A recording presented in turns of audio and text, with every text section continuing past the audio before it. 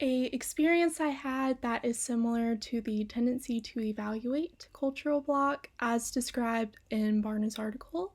is an experience I had in high school Spanish where we had someone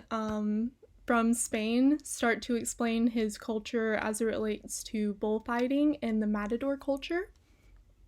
At the time, I was a hardcore vegetarian slash vegan, and some of the articles I read about bullfighting made it out to be incredibly violent and borderline animal abuse. While I didn't say anything at the time, I was definitely thinking it, which leads me into a quote by Love that says,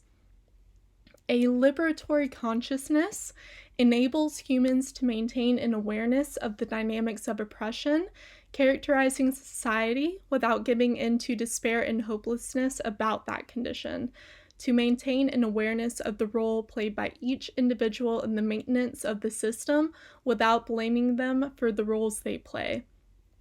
At the time, I was blaming the student for feeding into that specific aspect of his culture without taking into account how he was likely raised to think about it differently than I was.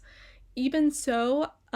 even today, I still struggle with whether or not bullfighting, which leads to severe injury and even death for the bulls, should still be in practice.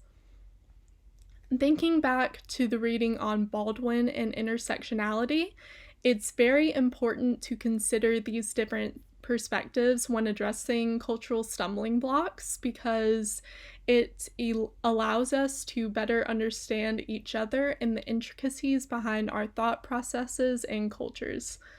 Oftentimes, we can get caught up in our own personal problems without looking at the bigger picture. The skills LeBaron and Pillay discuss in Chapter 6 are flexibility, creative engagement, and momentum.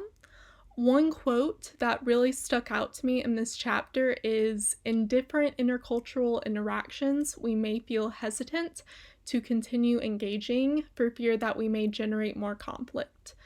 As someone who has anxiety, this really stood out to me because I often don't speak up too much for fear of being judged. And the scenario that I mentioned earlier with the matador culture, I believe that sometimes widespread death that we don't really give consideration to because it's only animals that are dying and not humans, sometimes that does need to be addressed as well.